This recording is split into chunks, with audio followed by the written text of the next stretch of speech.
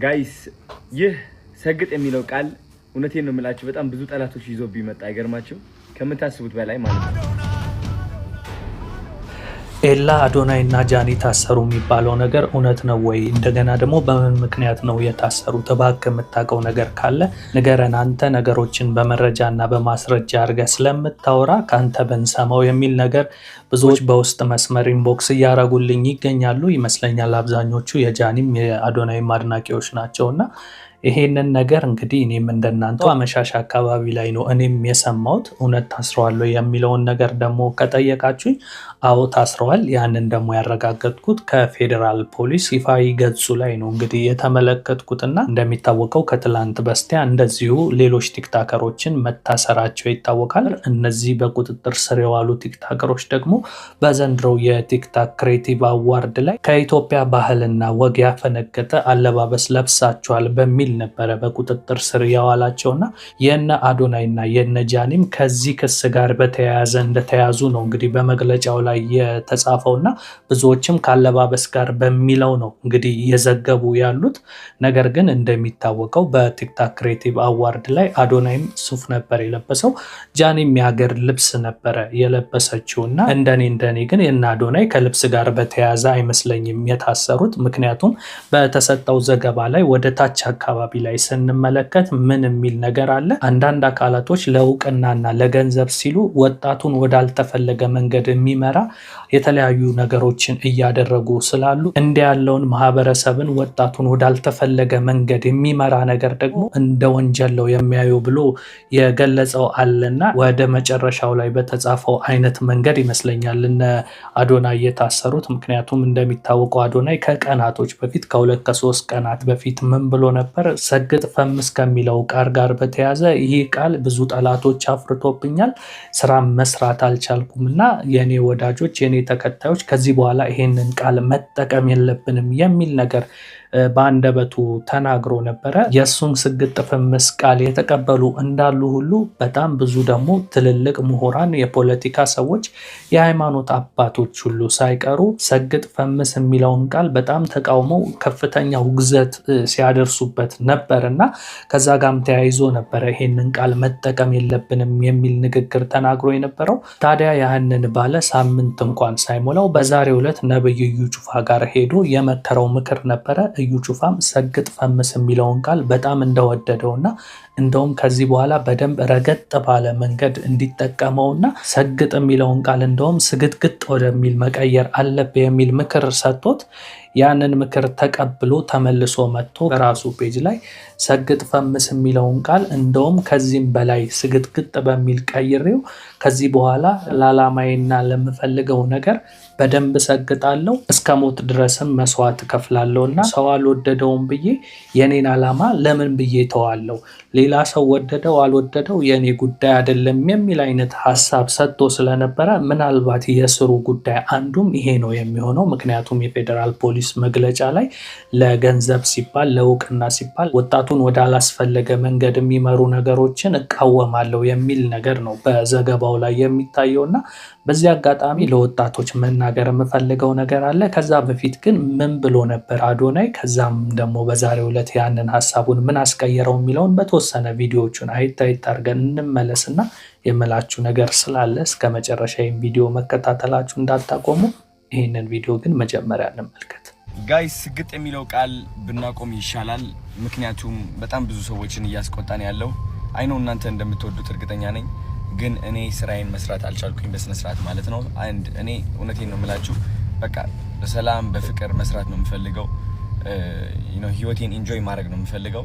ስለዚህ ከሰላሜ በላይ ደግሞ ቫልዩ ማድረገው ነገር የለም እውነት ለመናገር ነው የምላችሁ። እና ስግጥ የሚለው ቃል እናቁመው፣ አንጠቀመው። and አይዲያው መስራት ነው። እንስራ በቃ ራሳችንን እናዳምጥ፣ ተግተን እንስራ። ከአይምሮአችን በላይ ልባችንን እናዳምጥ። እግዚአብሔር በልባችን ነው የሚደርሰን።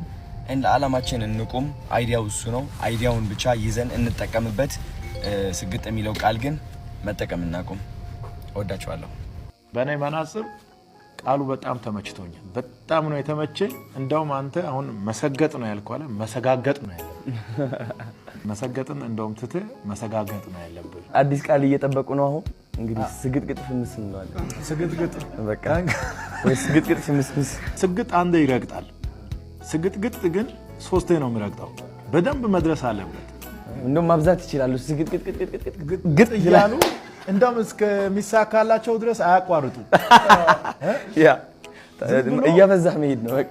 አቋምን ከቀየርክ አሁን የመጣው ነገር በሙሉ ተመልሶ ይሄዳል። አንተም የድሮ አዶናይ ትሆናለህ። እንግዲህ ከ2 ቀን ነው ከ3 ቀን በፊት ሰግጥ የሚለው ቃል እንዳንጠቀም ብዬ ፖስት አደረግኩኝ። ይህ ፖስት ደግሞ ከምን የመጣ ነው መሰላችሁ? ካለ መሰገጥ የመጣ ነው። ስላልሰገጥኩኝ ነው ሰግጥ የሚለው ቃል አቁሙ ያልኳችሁ። እና አንዳንድ ሰዎች ሰግጠው እየጠሉን፣ ሰግጠው ለመመቃኘት እየሞከሩ ነው፣ ሰግጠው ላለመረዳት እየሞከሩ ነው፣ ሰግጠን ለማስረዳት እየሞከርን ሰግጠው ላለመረዳት እየሞከሩ ነው። ስለዚህ ካሁን በኋላ ሰግጥ የሚለው ቃል እንዳትጠቀሙ፣ ስግጥግጥ የሚለው ቃል ነው የምትጠቀሙት ማለት ነው። ከስግጥ ፍምስ ወደ ስግጥግጥ ፍምስ ተቀይሯል ማለት ነው። ስግጥግጥ እሰጋግጣለሁ። ፍርሃት አያሸንፈኝም። እኔ በምንም ተአምር ፍርሃት አያሸንፈኝም። ስህተት እስካልሰራው ድረስ ፍርሃት አያሸንፈኝም። ለዓላማዬ የምሞት ሰው ነኝ። ለዓላማዬ እውነት የምቆም ሰው ነኝ። እኔ መሰገጥ ማለት ይህ ነው። ለዓላማ ቁም ብዬ እየመከርኩኝ እያለ እንዴት ከዓላማዬ እርቃለሁ? እኔ አንድ ሰው አልወደደውም፣ ያ ደስ አላለውም፣ ያ ይታገድልን ምናምን ስላለ ብቻ በፍርሃት ምክንያት ለዓላማዬ አልቆምኩም። እናንተ የመሰላችሁ ሰግጥ የሚለው ቃል ያቆምኩት ነው የመሰላችሁ። በቃ ሰግጥ ይኸው ሲምፕል 3 ቃላት ነው። ወደ ፍግት፣ ወደ ትግት፣ ወደ ስርት ፍምስ እንቀይረዋለን ምናምን እያላችሁ ነበር። ቃላቱ አይደለም። this is my integrity የአዶናይ ኢንቴግሪቲ ነው ይሄ። ስግጥ ማለት ትርጉም አለው። ትርጉሙ ደግሞ እኔ ሰጥቼዋለሁ። በጠላቶች ስም ደግሞ ይህ ትርጉም ሊቀየር አይችልም። 90% ሰዎች የምንስማማበት ትርጉም ነው ስግጥ ማለት። ገባችሁ? ሰግጥ እላለሁ። አሁን ደግሞ እንግዲህ እንደተመለከታችሁት ነው አዶናይን እኔ ባለባበሱ ምክንያት ያሰሩት አይመስለኝም። በዚህ ንግግሩ ነው የሚመስለኝ የታሰረው። ለማንኛውም እስር ቤትንና ሆስፒታልን ለማንም አልመኝም እና ፈጣሪ የገቡበትን ችግር አቅልሎላቸው ቶሎ እንዲወጡ ያድርጋቸው ነው ምለው። ምክንያቱም እኔ አዶናይ ይሄንን ነገር ሆን ብሎ አደረገ ብዬ አላስብም። እንደ ግላዊ ነው የኔ እሳቤ ነው። እንዲሁም ሌሎቹም ወጣቶች ያደረጓቸው ነገሮች በማወቅ ነው ብዬ አላስብም። ወጣትነት እድሜ ላይ በጣም ትኩስ ኃይል ስለሆነ ጭብጨባ፣ እውቅናን ፍለጋ ስሜታችንን ሳንቆጣጠር ዝም ብለን በደመ ነፍስ ያልተፈለገ መንገድ ውስጥ የምንገባ ብዙ ሰዎች አለንና ምክሬን መስጠት የምፈልገው ከዚህ አንግል ነው። ልክ እንደ አዶናይ ሁሉ ከፍተኛ ተጽዕኖ ፈጣሪና ብዙ ተከታይ የነበረው ጆን ዳንኤል ከዓመታት በፊት አውሮፕላን ላይ ወጥቶ ላይቭ ላይ ብዙ ሕዝብ እየተከተለው ስለነበርና በሰዓቱ የእውቅና ጭብጨባ አውሮትና ላይቭ ላይ የነበሩ ሰዎች አንተ እኮ ታዋቂ ነህ ማንንም እንዳሰማ ብለው ባሳሳቱት ድርጊት ለዓመታት እንግዲህ እስር ቤት እንዳሳለፈ ታውቃላችሁ አይደል? የጥቂት ሰዓታት ትዕግስት ማጣት ወይም ደግሞ አለመብሰል ምን አይነት ዋጋ እንዳስከፈለው ታውቃላችሁ አይደል? ስለዚህ አዶናይም ሆኑ ሌሎቹ ከአልባሳት ጋር በተያያዘ የታሰሩት ልጆችም ከማህበረሰቡ ጋር ያለውን ችግር ሳይሆን የራሳቸውን ስሜት ብቻ እያዩ ስለሚመስለኝ ነው። እና እንዲህ ያለ ድርጊት ደግሞ ከባድ ችግር ነው ይዞባችሁ የሚመጣው እና ለዛ ነው ወጣቶች መጠንቀቅ ያለባችሁ። ለምሳሌ በልብስ የተያዙት ልጆች ለነሱ ፋሽን መስሏቸው የለበሱት ልብስ ከሀገራችን ባህልና ወግ ሀገር የማይሄድ ስለሆነ ከተጠያቂነት አላዳናቸውም እና አንዳንድ ጊዜ አራዳ መሆን ያለባችሁ ነገር አለ። በተለይ ወጣቶች እና ስሜታዊ ሳትሆኑ በዙሪያችሁ ሆይ ሆይ የሚልላችሁ እናንተ ለየት ብላችሁ በመታየታችሁ የሚከተላችሁ ህዝብ ያለ ብቻ መስሏችሁ በስሜት የምትነዱ ሰዎች ቆም ብላችሁ ልታስቡ ይገባል። በተለይ ደግሞ ብዙ ሰው የማይወደው ነገር ካለ ተቃውሞ የበዛበት ነገር እያደረጋችሁ ካላችሁ ቆም ብላችሁ ልታስቡ ይገባል። አብዛኞቹ ተቃውሞ በሚመጣባቸው ሰዓት ምን አይነት ምላሽ ነው የሚሰጡት? እኔን ካስደሰተኝ ምን አገባኝ፣ ስለሰው ቀድጄ ልልበሰው አይነት እሳቤ አለና ካለባበስ ጋር በተያያዘ ተቃውሞ ከመጣባቸው ቲክታከሮች ውስጥ አንዱ ይቅርታ ጠይቋል። እኔ በዚህ አይነት መንገድ አላየሁትም ብሎ ግን ከላይ ጡት ማሳዣ ሳታረግ ፎቷን ከፍታ ከስርም ደግሞ በፓንት ብቻ ሆና ኦልሞስት ራቁት በሚባል ደረጃ የለበሰችው ልጅ ግን ላይቭ ላይ ይቅርታ ጠይቂ ስትባል እኔ የኢትዮጵያ ሕዝብ ተቀበለው አልተቀበለው ምን አገባኝ ለእኔ ፋሽን ነው ነበር መልሷና ባደረገችው ድርጊት እንኳን ምንም የመጸጸት ስሜት አልነበረባትም። ያን ደግሞ ያደረጋት ይሄ ወጣትነት ስሜት ላይ ሁሉን ነገር አውቃለሁ በእኔ ጉዳይ ላይ ሌላ ሰው ምን አገባው የሚል አይነት ስሜት ያለን ልጆች አለን እና ወጣትነት እድሜ ላይ ትልቁ መቆጣጠር ያለብን ነገር ቢኖር ስሜታችንን ነው ልንቆጣጠር የሚገባው። ብዙ ሰው ሲያጨበጭብልን ብዙ ተከታይ ሲኖረን ሌሎች አልተቀበሉኝም ማለት እዚህ ስር የተቀበሉኝ አካላቶች ስላሉ በቃ ከኔ በላይ ሰው የለም የምንል ሰዎች እዚህ ጋር ያጨበጨቡልን ሰዎች ዛሬ ብንታሰር ነገ ይረሱናል። በቃ ወደ የራሳቸው ህይወት ውስጥ ገብተዋል። ለዛ ደግሞ ጥሩ ማሳያ ጆን ዳንኤል ነው። ያኔ ላይቭ ላይ አንተ ታዋቂ ነህ ማንንም እንዳሰማ በል ቅረጽ ምናምን እያሉ ሲያበረታቱት የነበሩት ከስራ አላስፈቱትም አይደል?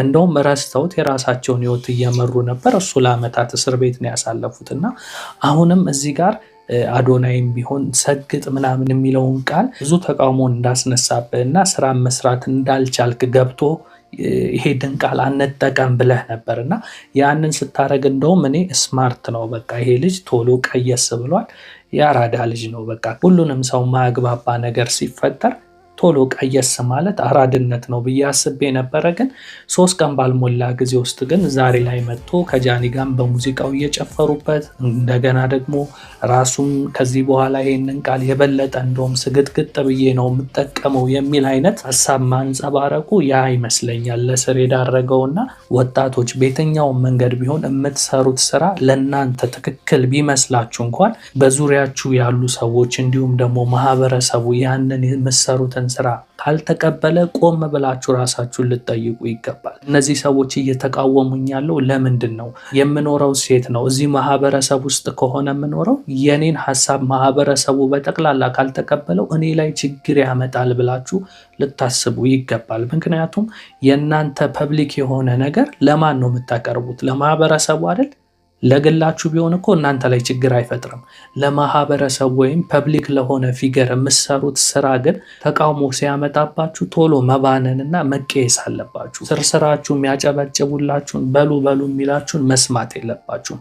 እንደሱ አይነት ነገር በኢነርጂ ልትንቀሳቀሱ የሚገባው ሀሳባችሁን ሁሉም ሰው የሚቀበለው ከሆነ ነው። ይሄንን ስል የተወሰኑ ሰዎች ሳይቀበሏችሁ ብዙ ሰው ደግሞ የሚቀበሏችሁ ሐሳብ ኖሮ ለተወሰነ ሰው ብላችሁ ከህልማችሁ ከሐሳባችሁ ተቆጠቡ ማለት አይደለም። የተቀበላችሁና እናንተን እየተቃወመ ያለው አካል ግን እነማን ናቸው ብላችሁ ግን ቆም ብላችሁ ልታስቡ ይገባል።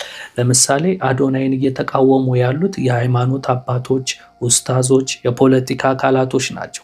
እነዚህ ሰዎች ደግሞ ልክ እናንተ ብዙ ተከታይ እንዳላችሁ ሁሉ በስራቸው ብዙ ምዕመናን የሚከተሏቸው ነው። አንድ የሃይማኖት አባት ማለት የሚናገረው ቃል ምን ያህል ሰው ላይ ተጽዕኖ ሊፈጥር እንደሚችል ልታስቡ ይገባል። በተለይ ደግሞ ከፖለቲከኞች በላይ ደግሞ የሃይማኖት አባቶች ትልቅ ተሰሚነት ስላላቸው እናንተን እንደነዚህ አይነት አካላቶች ካወገዛችሁ ቆም ብላችሁ ራሳችሁ ልታዳምጡ ይገባል። በቃ የፈለገ ለእናንተ ትክክል ቢመስላችሁ ያ ተግባር በማህበረሰቡ ዘንድ መልካም የሆነ ነገር ይሰራሉ ተብሎ በሚታሰቡ ሰዎች መካከል ግን የአይነት ተቃርኖ ካለባችሁ አራዳ መሆንና ቶሎ ከዛ ነገር መቀየስ ይኖርባቸዋል። ምናልባት የትኛው የሃይማኖት አባት ነው ደግሞ ሰግጥ ፈምስ የሚለው ቃል ላይ ገብቶ ስለ ሃይማኖት ማስተማሩን ትቶ እንደዚህ አይነት ሐሳብ ላይ የገባው ብላችሁ ለምትጠይቁኝ ካላችሁ እንግዲህ ያላያችሁ ሰዎች ካላችሁ እነዚህን ቪዲዮዎች ላሳያችሁና የመጨረሻ ሐሳቤን እቋጫለሁ። ሰግጥ ፈምስ ብሎ ሚሊዮን ብር የሚያገኝ መኪና የሚሸለምና መጅራት መጥቶ ሚሰርቅ መካከል ልዩነት የለውም። ይሄም በሐራም መንገድ ነው፣ ይሄም በሐራም መንገድ ነው። ዋሽቶ የሚያገኝም ተመሳሳይ፣ ሰርቆ የሚያገኝም ተመሳሳይ። ይሄ አቅልን ነው እየሰረቀ ያለው፣ ትውልድን ነው እየሰረቀ ያለው። ያ ምናልባት አንድ ግለሰብን እየሰረቀ ሊሆን ይችላል። ቀላል ነው እያልኩ አይደለም። ያም ሐራም ነው። ዲስትራክሽኑ ውድመቱ ግን የዚህኛው በጣም የባሰ ነው። ሰግጥ ማለት ምን ማለት ነው? ወይም ሰገጤ ማለት ምን ማለት ነው? ፋራ እሺ፣ ሌላስ? ጌታ ይባል ይልኝታ ቢስ ይሆናል። በጣም ብዙ ማለት ይቻላል። ጌታ ምስክሬ ነው። በቃ ስለ ሰው፣ ስለ እግዚአብሔር፣ ስለ ሕግ፣ ስለ መንግስት፣ ስለ እምነት ምንም ግድ የለም። ባይዘዌ አላዋቂ የሆነ ሰው አይደለም፣ እያወቀ የሚገግም በቃ ገገማ የራሱን ሐሳብ ብቻ የሚያስገኝ እሱ የመሰለው ነገር ሁሉ ትክክል የመሰለው ሰው ሰገጤ እንለዋለን። ሰግጧል ይባላል። ወዳጄ እንቅጮን ልንገር እንደ እግዚአብሔር ሰው ከዚህ ንግግር ጀርባ ብዙ ችግሮች አሉ። ብዙ ችግሮች አሉ። ግብረ ሰዶማዊነት አለ። ታያለ አሜን ብለ ከተቀበላችሁ በተለይ ወላጆች እናቶችና አባቶች ካላችሁ በደንብ ስሙ። ልጆቻችሁ ከቁጥጥር ውጭ ሳይወጡ በደንብ ተቃወሙት። ይሄን ጌታ ምስክሬ ነው። ፊት ለፊት ዛሬ መጥቼ የምናገርበት አንዱ ነገር ምንድነው? የተበረዘና የተመረዘን አመለካከት ልበለው የሚያስፋፋውን ይሄንን ከልት የሆነውን ነገር መንግስት ዝም ማለቱ ወይም የትምህርት ሚኒስቴር ዝም ማለቱ ለኔ አግራሞት ፈጥሮብኛል። እናንተ እዚች ጋር ተለፉት ነገር እዚህ ጋር የሆነ ሰው ያበላሽው። ስለዚህ ትምህርት ሚኒስቴር ዝም ማለት አለበት ወይ? ተማሪን አትማር ከማለት የሚበልጥ ምን አይነት ወንጀል ኢትዮጵያ ውስጥ እንዲሰራ ነው የሚፈልገው? አታጥና ዶክተር መሆን ምንም አያረግልህም። ሰነፉን እንደዚህ አይነት ርኩስ የሆነ ነገር መንግስት እንዴት እንደታገሰው አላውቅም። አገርን ከማሳደግ ጋር ትውልድን ከመቅረጽ ጋር ካለው ከመንግስት ፖሊሲ ጋር ፈጽሞ የሚጋጭ ነው። ሀብት ትፈልጋለህ? ሰግድ። ታዋቂ መሆን ትፈልጋለህ? ሰግድ። ምን ማለት ነው? ሰገጠ፣ መሰገጥ፣ ሰጋጭ አማርኛ መዝገበ ቃላት የፈለኳቸው ግን እነዚህ ሰዎች የሚጠቀሙበት አይነት ትርጓሜ የላቸው። ሰገጠ ማለት ሰፋ፣ ከፈፈ፣ ሸለመ፣ ኮስተር አለ፣ ግንባሩን ቋጠረ መሰል ትርጓሜ ተረጎማቸው። ታዲያ እነዚህ ሰዎች ምን ፈልገው ይህን ቃል የሚጠቀሙት? አጠቃላይ ይህን ቃል የሚጠቀሙበት ምንም አይነት ሀያ አፍረት አይኖርህ። የፈለግከውን ነገር ተጠቅመህ በየትኛውም ማየት መሰላል የፈለግከውን አድርግ። ሐላል ሐራም የለም። ሞራል መልካም የሆነ ስብዕናን ማቆሸሽ፣ ጥሩ ስብዕናን ማበላሸት፣ ማላሸቅ ችግር የለውም። ዋናው አንተ የምትፈልግበት ቦታ ብቻ ድረስ። ይህንን ሰዎች ዓላማ በተዘዋዋሪ የእምነት ህግጋቶችን ወደ ጎን ተዋቸው። እንግዲህ በቪዲዮ ላይ እንዳሳዩዋችሁ ነው። ከዚህ በፊት ያያችሁ ትኖራላችሁ፣ ግን ያላያችሁ ሰው ካላችሁ ንግግር በደንብ ግልጽ እንዲሆንላችሁ ነው። ታዲያ አንተ ዛሬ ላይ ይሄንን ቪዲዮ የምታወጣው እሱ ስለታሰረ ነው ወይ ምናምን ልትሉኝ ትችላላችሁ። ይሄንን አይነት ችግር እየደረሰበት እንደሆነ ራሱ የሚያውቀው ስለነበረ ነው ዛሬ ላይ እያወራ ያለሁት እንጂ እሱ በዚህ መንገድ ባይረዳው ኖሮ ቀደም ብዬም ቪዲዮ ልሰራበት እችል ነበር። ግን እሱ ራሱ ብዙ ተቃዋሚ እንዳጋጠመውና ያንን ቃል መጠቀም እንዳልነበረበት በራሱ አንደበት የተናገረውንም አሰምቻችኋለሁና ያንን ሐሳቡ ደግሞ መልሶ ሽሮ ዛሬ ላይ የተናገረው ነገር ነው ምናልባትም ለእስር የዳረገው የሚለውን ሐሳብ ለመግለጽ ያህልና ሌሎች ወጣቶችም ደግሞ በስሜታዊነት የምታደርጓቸው ነገሮች ዋጋ ሊያስከፍላችሁ እንደሚችል ትምህርት እንድትወስዱበት ታሳቢ አድርጌ እንጂ አዶናይም ሆኑ ሌሎች ወጣቶች ሆን ብለው ያጠፉ አይመስለኝም። እንዳልኳችሁ ወጣትነት በጣም ጥንቃቄ የሚፈልግበት የእድሜ ገደብ ስለሆነ በሰዎች እንዲጨበጨብልን እንድንወደድ ለየት ብለን ለመታየት ስለምንፈልግ በኔጌቲቭ ሐሳብ ሳይሆን ምን አይነት ነገር ይዤ ብመጣ ዩኒኮኝ ይታያሉ ከሚል ሐሳብ ያንን ያደረጉ ይመስለኛል እንጂ በክፋት ነው ብዬ አላስብም። እንደኔ እኔ ሁልጊዜም ነገሮችን በኔጌቲቭ ጎን ማየት አልፈልግም። ግን ደግሞ እኔ አሰብኩኝ ማለት በህግ አግባብ ደግሞ እነዚህ ሰዎች አላጠፉም ማለት ግን እንዳልሆነ እንድታቁልኝ ይፈልጋለሁ። ምክንያቱም ሁልጊዜ ህግ አለማወቅ ከህግ ተጠያቂነት አያድንምና እነዚህ ልጆች ተጣርቶ ጥፋትም ካላጠፉ ሊለቀቁ ይችላሉ።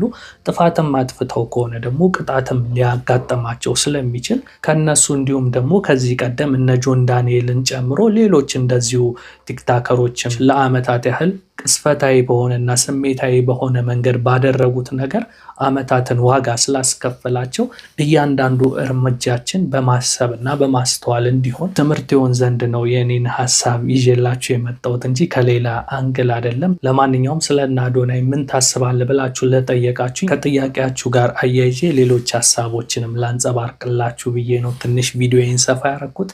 የእናንተው ኤላ ነበርኩኝ። መልካም ጊዜ